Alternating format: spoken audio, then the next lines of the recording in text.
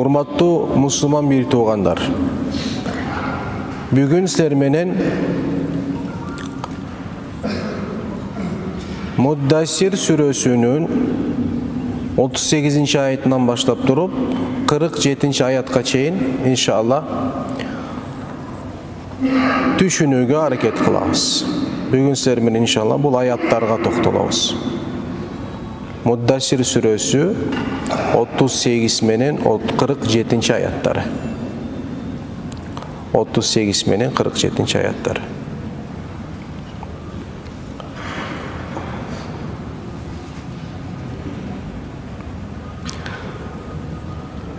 Рамазанда аракет кылдык, орозо кармадык, ибадаттарды аткардык, парыздын үстүнө нафил намаздарды коштук, тахажжудтарды окудук, кыскачасы ибадаттарды өтө жакшы бир кулчулук кылган болдук.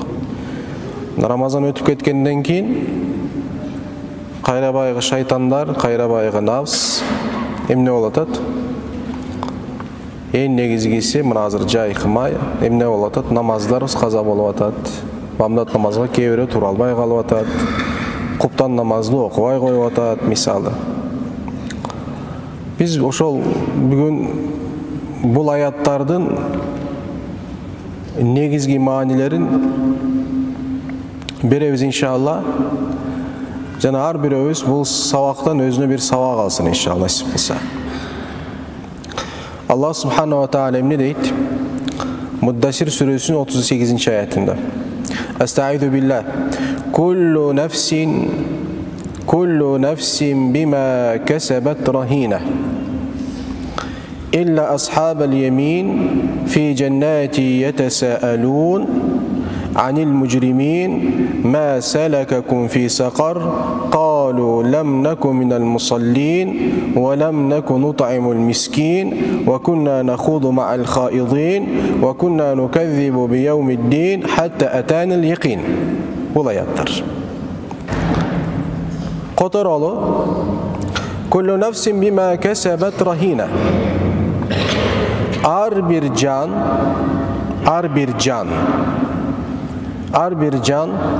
özünün kılgan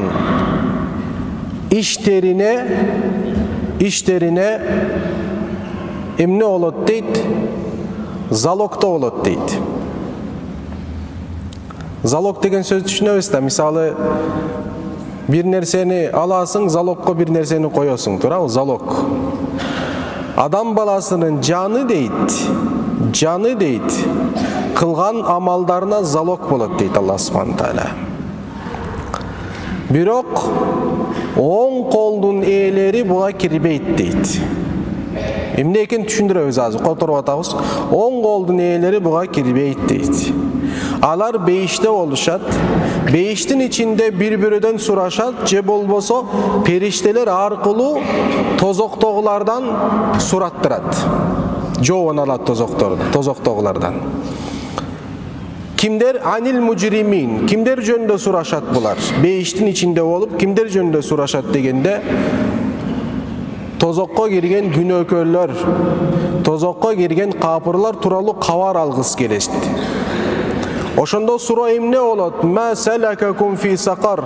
Sizlerdi saqar dep attı, saqar dep atalgan tozokko emne düşürdü dep suraşat deyt. Oşondo alar жооп берет. Qalu lam nakum minal musallin. Biz namaz okanlardan emes elek dep жооп берет. Ekinçisi velam nakun nut'imul miskin. Gedeylerdi bakkan emes elek. Ve kunna nakhudu ma'al khaidin. Paydasız buzuku işlerge oşo buzukular menen koşulup girip ketettelek dep aytчу дейт. Ve kunna nukazzibu bi yawmiddin. Kıyamat gündü, ahiret gündü jalganга çıgarat elek. Hatta atanal yaqin. Bul bolsa bizge ölüm kelgenge çeyin ulanıp kelgen deyt. Mana bul misaldарды айтып атат. Bul misaldardı, misal degen söz, bul sebeplerdi айтып атышат. Kimlerge? Beyiştegilerge. Emi geldik tafsirine inşallah. Birinci, kullu nefsin bima kasabet rahina. Bul öte manilü bir ayat, hurmatlı Müslüman bir tuğanlar. Bilesinger ve biz negizinen ar biröbüz özübüzdün janыбызды alıp, özübüzdün denebizdi alıp tozokko koyup koyduk. Azırınça bul turup dursun. Emne kılabız? Amalыбызга almaştırıp durup koyup koyduk biz azır.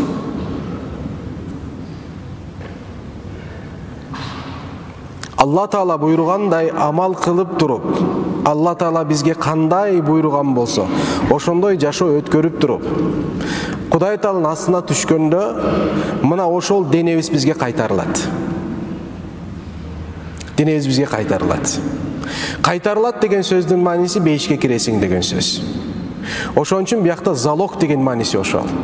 Ар бирөөбүз коюп койгонбуз денелерибизди. Мына туруп турсун, мен амал кылайын, амалга жараша анан денемди мен сатып алам деген сөз. Амалыма жараша денемди эмне кылам? Сатып алам деген сөз. Илля асхабал ямин, бирок Алла Тааланын кулдары бар. Алла Тааланын кулдары бар. Булардын жери бейиш дейт. Булар бейишке киришет дейт. Оң колдун ээлери деп атат. Оң колдун ээлери кимдер дегенде баягы Адам алейхиссалам жаратылганда, Адам алейхиссалам жаратылат. Эң биринчи Алла Тааланын кулу Адам алейхиссалам. Ошол Адам алейхиссалам жаратылбастан мурун билесиздер, Алла Таала рухтар аламын жаратат. Рухтар аламын жаратат дагы. Баягы аятта келет: "Аласту би роббикум", мен силердин кудайыңар эмесминби деп эмне кылышат ал жерде? Алла Таала рухтардан сурайт. Ошону биз эмне деп жооп бердик? Ошондо Куран айтат: "Бала" деп жооп бердик биз. Бала деген сөздүн мааниси ооба, я Рабби, сен биздин Раббибизсиң деп жооп бердик дейт. Мына ошол жерде Адам алейхиссаламдын оң тарабында кулдар болгон, ортодо Адам алейхиссалам бар дейт. Ата болгондон кийин эң башкы алгач инсан Адам атабыз. Адам атанын оң жагынан инсандар бар, сол жагынан инсандар бар дейт. Мына бияктагы илля асхабал ямин, баягы бейиштик ээлери деген сөздүн мааниси баягы өзүнүн нафсын залогко койбогондор дейт. Залогко койбогондордун. Булар кимдер? Ошол Адам атабыздын оң тарабына эмне жайгашып туруп, Кудай Тааланы, кудайдык сыпатын кабыл кылып, бул дүйнөдө ошого жараша жашаган инсандар деген сөз. Илля асхабал ямин. Булардын орду кайсы жер дегенде кийинки аят эмне дейт? Булардын фи жаннатин, алар бейиштин бакчаларында болот, бейиште болот дейт. Урматтуу мусулман бери туугандар, Алла Таалага иман келтирүү, периштелерге иман келтирүү, китептерге иман келтирүү, акирет күнүнө иман келтирүү,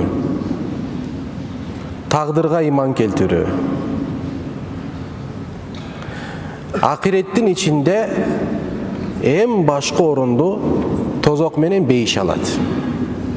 Ошолорго иман келтирүү шариатыбызда парыз болуп эсептелет. Биздин Ахлус-Сунна вал Жамаат китептерде жазылат: Ал-джаннату хаккун, бейиш бул акыйкат. Ан-нару хаккун, тозок бул акыйкат. Мизанун хаккун, тараза бул акыйкат. Ас-сирату хаккун, кыл көпүрү бул акыйкат. Деп ошол акыйкат деген сөздөр менен келет. Алымдар бул акыйкат деген сөздү чечмелеген учурда кандай чечмелеп беришет? Ичинде кыпындай шек болбогон акыйкат деген маанисинде дейт. Шектенүү болбойт ал жерде. Ошон үчүн биздин итикадыбызда, биздин ишенимибизде, урматтуу туугандар, Ахлус-Суннат вал Жамааттын ишениминде тозок жана бейиш акыйкат, тозок жана бейиш азыр бар жаратылган. Бар, азыркы учурда бар. Пайгамбар саллаллаху алейхи вассалам Мирачка көтөрүлгөндө Алла Таала пайгамбарыбызга тозокту да көрсөтөт, бейишти да көрсөтөт. Тозок ээлердин ошол тозокто азап тарткандарын пайгамбар көрүп суроолорду берет. Бул эмне үчүн азапталып атат? Бул эмне үчүн азапталып атат? Бул эмне үчүн мындай кыйналып атат деп сурайт. Жабраил алейхиссалам ага жооп берет. Могу себептен, бул себептен. Булардын бардыгы кыялдануу менен болгон иш эмес, туугандар. Акыйкат. Hakikat. Mına azır sen üçün hakikat emne? Közüň menen körgөн nerse sen üçün hakikat. Oz menen tatkan nerseň sen üçün hakikat. Kol menen karmap turup sezgen nerseň sen üçün hakikat. Turabı? Kulak menen okup жаткан nerseň oşol ün sen üçün hakikat. Mına bul közgө görüngön nerse kандай sen üçün hakikat bolgon bolsa, bul meçit sen üçün kандай hakikat bolgon bolsa, janda oturgan adam kандай hakikat sen üçün hakikat bolgon bolsa. Ayta alasың jandагы adam менин жанында отурган кишим бир тууганым акыйкат эмес деп айта аласың да. Дини терминде акыйкат эмес деп айта аласың да. Же бүгүнкү күндү бул акыйкат эмес деп айта аласың ба? Айткандар бар. Саентология башка пикирлер бар. Айтат, бул дүйнө өзү материалдыктан эмес, бул дүйнө эмнеди кыялдануудан түзүлөт дейт. Сен өзүң кыялданганың үчүн ошол кыялданууга жараша сенин тегерегине дүйнө түптөлөт деген сөздөр бар. Булардын эч кандай бир эмеси жок, тыянагы жок. Бул жөн эле утопия болгон, гипотеза болгон, анан эч кандай бир эмеси жок болгон бир сөз булардын бардыгы. Эми сен мусулман катары. Görösүң, угасың, жыттайсың, кармайсың. Бир мусулман катары. Сен айта аласыңбы? Бүгүнкү күн акыйкат эмес деп айта аласыңбы? Менин колумда бар болгон нерсе бул акыйкат эмес деп айта аласыңбы? Айта аласыңбы? Айта албайсың. Себеби бул акыйкат болуп атпайбы? Булардын бардыгы бир акыйкат болуп эсептелет. Ошондой эле пайгамбарыбыз бейишти көрдү, акыйкатты көрдү. Сен бул көзүң менен эмнени көрүп аткан болсоң, пайгамбар ошол көзү менен көрдү. Жүрөктүн көзү менен, же башка көз менен, же руханий аламда эмес. Анда нерсе. Кадимкидей пайгамбар саллаллаху алейхи көз менен көрдү булардын бардыгы. Пайгамбардын миражы туугандар, пайгамбардын миражы көккө көтөрүлгөнү денеси менен болгон. Риваяттарда келет, пайгамбар бир жолу денеси менен көтөрүлдү, 30дан ашык жолу руху менен көтөрүлдү деген эмелер бар. Китепте жазылган эмелер бар, кабарлар бар. Денеси менен көтөрүлдү. Себеби риваятта келет, пайгамбар саллаллаху алейхи кайра кайтканда дейт, пайгамбардын төшөгүнүн жылуулугу кетелек болчу дейт. Мушриктер келип туруп айтат, сен ошончолук болгондон кийин Акса мечитинде, Иерусалимдеги Акса мечитинде канча минбар бар, канча эшик бар, канча тиги терезе бар, канча эме бар, ошону айтып бер дегенде пайгамбарыбыз айтып берген булардын бардыгы. Кыскача айта турган нерсем тозокту да пайгамбарыбыз көрүп келди, бейиште көрүп келди. Бул адам баласынын, же мусулмандардын, же кимдин бирөөнүн, же пайгамбар саллаллаху алейхи вассалам өзүнүн Кудай сактасын, өзүнүн ойлоп чыгарган бир сөзү эмес бул. Пайгамбардын өзүнүн ойлоп чыгарган бир сөзү эмес туугандар. Бирок акыйкат ошончолук бизге жат көрүнөт. Жалган ошончолук бизге акыйкат көрүнөт. Өткөндө Facebook'ta бир пост жазганмын. Bir жерде окуп атып 110 миллиардтан ашык инсан бул дүйнөгө келген экен. Эми сан берип атат да, сандын анча да мааниси жок. 110 миллиардтан ашык инсан бул дүйнөгө келген экен, бирок бир акыйкат бар, бир чындык бар. Бирөө да өлүмдү жеңе алган эмес. Деп жаздым эле. Aslında karasa adamlar ölüm maselesinde söz kölkep kozgogon jok. Masele emnege sanга takılıp atat da. Тияктагы талаш, тартышуу, ызычуу эмне деп атат санда. Бирөө чыкты, бул андай болбошу мүмкүн. Бул туура маалыматпы, кайдан алды, тигиндей мындай. Маселе. Тууганым, маселе сандабы? Миллиард адам келсин, 100 миллиард адам келсин, 200 келсин, 10 келсин, азыркы 7,5 миллиард болсун, айырмасы жок. Бирөө да азыркы убакка чейин бирөө да өлүмдү жеңе алган жок. Акыйкат бул эмеспи? Ия. Акыйкат санбы, же акыйкат өлүмбү? Мен үчүн өлүм, бирок сен үчүн сан болушу мүмкүн. Эгерде сен акыйкатты акыйкат катары кабыл албай жатсаң. Мына ошол себептен эмне дейт могу жерде? Тууганым, бейиш хак, акыйкат. Тозок хак, акыйкат. Куранда тозоктун ар түрдүү аттары менен кошо 100дөн 200дөн көп тозок сөзү кайталанып келген туугандар. Алардын бирөөсү бул. Bay beyişlikler emne деп атат? Tozokko түшкөндөр жөнүндө сөз сүйлөп атканда сурашат. Же тиякта бир таанышы бар тозокто, өзү бейиште, иншалла баарыбыз насип кылган болсун. Амин, амин, амин, амин.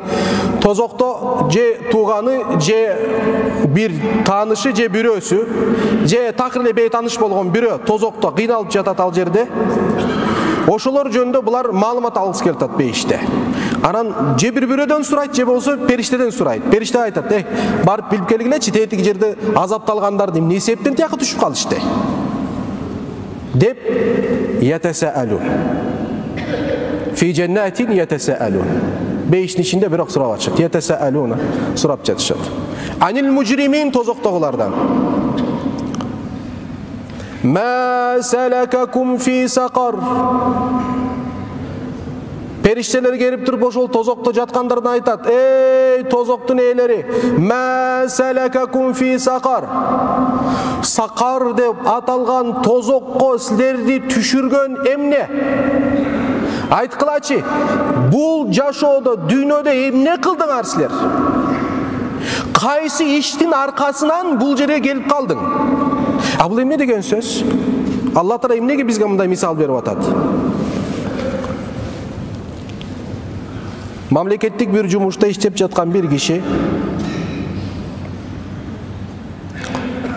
азыр биздин оорубуз ошол дүйнөнүн оорусу, Кыргызстанда бул оорулардын оорусу болуп эсептелет. Эң чоң көйгөй маселеси. Баарыбыз бул маселени башыбызда оорутабыз, ойлонобуз, тигинтебиз, минтебиз дегендей коррупция маселеси.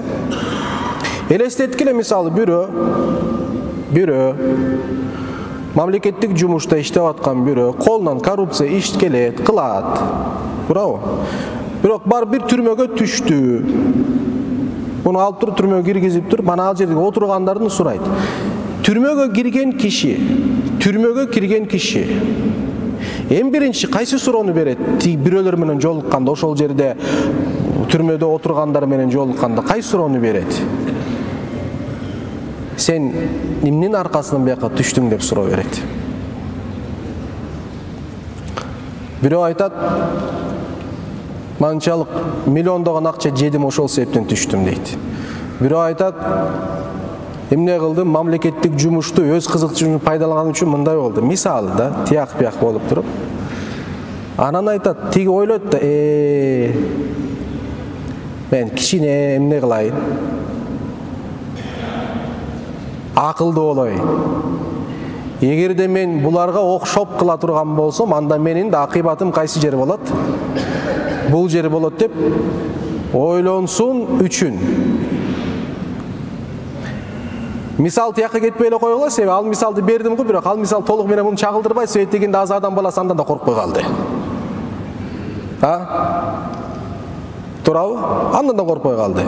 Көзгө көрүп жатат, мындай кесилип атат, дегенде мындай, аны токтотпойт ал дагы. Жейин, ичейин. Бирок мисал ошол да. Эмнеге бул мисал берилип атат? Бунун мисалында да. Башкача айтканда, сен тозокко түш элек, ошол тозокко түшкөндөрдүн эмне себептен түшкөндүгүн үйрөн дагы, ошол нерсени алыс бол дагы, ал жерге түшпө деген сөз да. Маселе бул.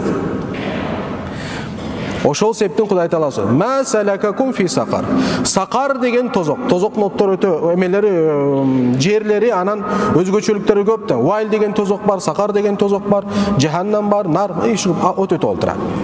Сакар деген тозок. Ма салакакум фи сакар.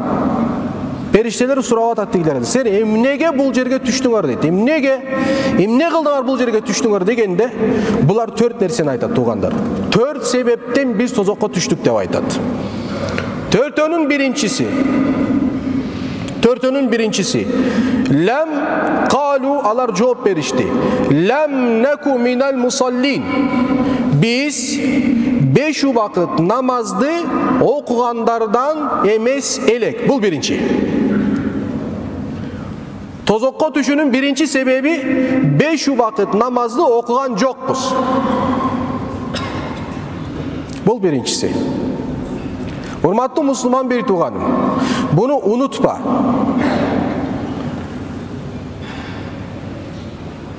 dininde namazı bolbogondun dini din bolup esептелбейт.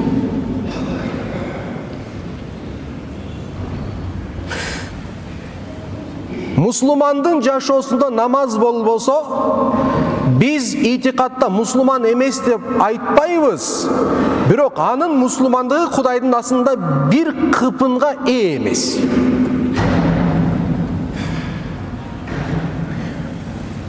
Namaz окуган адам капыр деген алымдар бар. Биз ага кошулбайбыз, биз аны такыр кабыл кылбайбыз. Бирок ошондой деген алымдар бар. İmam Şafi, İmam Ahmed bin Hanbal aytkan, anı darı öldürüş gerek деген. Ahmed bin Hanbal 4 ulu imamlardan birisi. İmam Şafi aytkan, dinden çıkmaydı, birok jaza katarı al kişinin başına alış gerek. İmam Şafi aytkan. İmam Abu Hanife aytkan, anı türmege oturguzup durup toba kılmayın, türmeden çıkarbaş gerek деген. Abu Hanife'nin sözü bu. Namaz okugan kişi. Biz андай kıla albayız, biz андай mümkünçülüğümüz yok. Aga o sistema gerek. Sot var, başka var, tiginde, mınday var. Birok bul emneni düşündüröt bizge. Namazdın emnesini düşündürüp atat tuğandar, oşonu düşüngülesler. Namazdın manilülügün düşündürüp atat.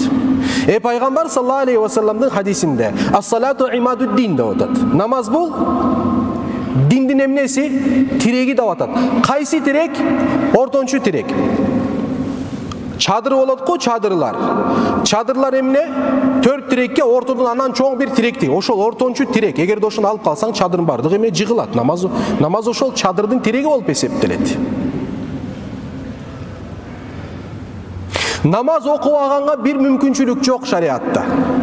Болду сен намаз окубай койсоң болот деген bir mümkünçülük жок шариатта.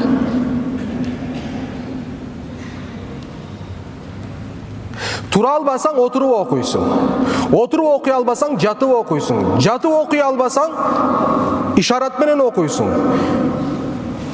100% dinin iştebese köz menen, kaş menen namaz okuysun. Namazdı taştaganga bir da uruksat yok Allah'ın dininde. Жок уруксат. Намаз окуй койсоң болот деген жагдайларды таба албайсыңар. Аятта таба албайсың, хадисте таба албайсың, имамдардын сөзүндө таба албайсың, алымдардын сөзүндө таба албайсың. Эч ким бирөө аны айта албайт. İslam'dın 5 şartı var. İslam'dın 5 şartı var. 5 emne sebepten bolboyt. Anda neresi jok ekende emi düşünөсүң азыр. İslam'dın emne 5 şartı var. Kalimatu şehadat var. Eşhedü en la ilahe illallah ve eşhedü enne Muhammeden abdu ve rasul. Ömürde bir jol ayттың, bu kutuldun, bu parzdan büttü. Allah senin büttü surabайт, ölümgө, kıyamatка чейин surabайт. Eşhedü en la ilahe. Bir jol ayттың, жетиштүү жашооңда. Андан кийин эгерде капырдык кылбаган болсоң деген сөз да, түшүн, айнан айын. Андан кийин мындай динден чыгара турган сени bir кыймыл аракет сөз кылбасаң, bir жол eşhedü en la ilahe illallah дедиңби, ömür boyu Müslüman болуп жашадыңбы, болду. Кереги жокса eşhedü en la ilahe illallah Muhammed Rasul. Orozo жылда bir жолу парз. Оруп жаткан болсоң, кармабай эле койсоң болот дейт. Fidya бересиң, ордуна башка bir нерсе толуктап коесуң. Орозону кармабай койгон учурлар да болот, уруксат берет шариат. Андан кийин келди зекет. Зекет да ошондой. Байларга парз, бай эмеске ким айтты парз деп, зекет бериш керексиң деп. Эч ким келип сени мажбурлабайт, зекет бериш керексиң. Сенде кедей болгон бирөөдө зекет деген ибадат жок. Кедей болгон бирөөнүн 5 парзы жок. Зекет кедей болгон бирөөнүн 4 эле парзы бар. İslam'dın 5 parzı var, ova, birok anın 4 эле parzı var. Эгерде орукчан болсо, орузо кармабаса, анын 3 эле parzı var. Акчасы жок, ажылыкка барганга анын 2 эле parzı калып калат. Жок. İslam'dın 5 parzı var, birok ал кедей, орукчан 2 эле parzı kaldı. Kalima-i şehadatты kıldı, atkарды, ayağında kaldı bir ele namaz. Alda kanço? Günde 5 mal. 5 maldı topto 1 saatті түзбөйт. 1 saatті түзбөйт. Бирок бул нерсенин маанилүүлүгү ошол жерде. Көрдүңүздөрбү? Эми ошол бир калган элестеткиле да. İslam'dın 5 şartından birögө biröөлө калып атат намаз. Аны да кылбай койсо анда эмне дейсиң? Аны да кылбай койсо эмне дейсиң? Ошол себептен шарият эмне деп атат? Эй, намаз окубаганга сага эмне дейт эле? Биздин түшүктөр турган илажы жок дейт, илажы жок. Бүттү. Ошон үчүн айтабыз. Мусулман болгон бирөө 5 убакыт намаз окуш керек. Бүттү. Мен мусулманбы, 5 намаз окуш керек. Башка жол жок. Башка жол жок. Ошол себептен алымдардын эми сөзүнүн маанилүүлүгүн түшүнгүлө тургандар, Бирөө айтат түрмөгө отургузганбаш керек, бирөө айтат келлесин алыш керек деп атат да. Бул намаздын, бирок намаз окугандыгы үчүн тарыхта келлеси алынды дегенде бир да факт таба албайсыңар. Түшүнүктүүбү? Айтты деп эле кылды деген маанисинде эмес. Сен мусулмандар ошол түшүнүшчү кой, намазды окуйлу. Намазды окуйлу, Аллахтын ибадатын аткаралы. Бул өтө маанилүү. Бул өтө. Ошол себептен тозокко түшүрүүчү биринчи фактор эмне экен Сакарга? Лам наку минал мусаллин. Биз намаз окугандардан болгон эмес элек деп айтчу. Бирок бир нерсени айтайын тугандар. Намазда исламдын 5 шартын бардыгы бар. Намаздын içinde İslam'ın 5 şartı bardığı var. Eşhedü en la ilahe illallah ve eşhedü Muhammed Resul barı yok mu namazda? Tahiyyat okuyuz mu? Eşhedü en la ilahe illallah ve eşhedü enne Muhammed Resul. Okuyuz? Okuyuz. Var mı birinci şartı namazda? Var. Orozo var o namazda? Orozo var. Tıyılı degen ne? Orozo bul tıyılı. C3'den tıyılasın. Nakta orozo bir gana C3'den tıyılı emez. Tura emez mi? Gözdüğün, tildiğin, başkanın tıyılus. Namaz tıyılı. Allahu Ekber degen menen emne olasın? Tıyılasın. Emneden tıyılasın? C3'den tıyılasın. Jaman işlerden tıyılasın. Dünyalık sözden tıyılasın. Jürögüңdü Kuday taladan başkasından tıyıp koyuyorsun. Bul orozo dep atalat. Namazın içinde orozo var. Namazın içinde zeket var. Zeket degen ne? Zeket degen söz. Sen bir nersege ee olasın. Oşol ee bolgon nersini Kuday Taala'nın razıçılığı üçün bölüp durup bir bölügün emne çıkarıp Allah üçün berip koyuyorsun. Sen bul jerde adam balasının en kımbattı bolgon baylığı emne? Ubakıt. Ubakıt. Oşol ubaktısın emne kılat? Bölüp durup ya Rabbi sen bana 24 saat verdin. 24 saatin bir bölügümünü alıp durup sağa emne atam ben? Zeketimdi berip atam deydi. Zeket var mı? Zeket var. Namazın içinde acılık var. Sen kaçıya karap durup namaz okuyusun? Kaabaga, Mekke'ye karap namaz okuyusun. Kaabaga, Mekke'ye karap namaz okuyusun. Peygamber sallallahu aleyhi ve sellem'din bizge taşlagan sünneti oşol. Biz namaz okuganda Allahu Ekber degende kulak kakkanda biz özümüzdü Kaaba'nın tegireginde elestetiş gerek biz. Oşondoy ruhani abalga düşüş gerek biz tuğanlar. Oşonda çılgı namazımız болады bizdin. Karasаңыздар, demek İslam emnenin tegireginde? Namazdın tegireginde. Oşon için alımlarız aytkan. Men la salate lehu la dine leh. Kimdin namazı bolmasa dini yok dep aytılат. Din bul emne? Din bul iki nerse deydi. Bir Kuday menen bolgon baylanış, iki kuldar menen bolgon baylanış. Bir Kuday menen bolgon baylanış bul namaz, kuldar menen bolgon baylanış bolsa kийинки ayat aytıp atat. Ekinci sebep tozokko түшүн ekinci sebebi "Velem naku nut'imul miskin." Biz kedeylerdi bakkan emes elek. Bu yakta alımlar aytat, bay bolsok zeketibizdi bergen emes elek. Bay bolsok bolgon emnemiz var. Oşolordan bölüşkön emes elek. Başkaça aytkanda ihsan kılgan emes elek biz. Bir Kuday Taala menen baylanışыбыз namaz salat, ekinci kullar menen bolgon baylanış emne ihsan, zakat bolup eseptiret. Biz bu yedeylerde bakkan emes elek dey karasаңар. Ошон үчүн алымдар айтат, din bul el-ittisalu billahi Allah Taala menen baylanış Wal ihsanu ilal halqi. Kuday Taala'nın mahlukları menen bolgon jakşı mamileň bolup deydi. Jakşı mamilenin başında jardam turat tuğanlar. Oşon üçin bul öte maanilүү. Kalgan ekönü жетişpedik. İnşallah kalgan ekönü emki cumada ulantığa hareket kılabız inşallah.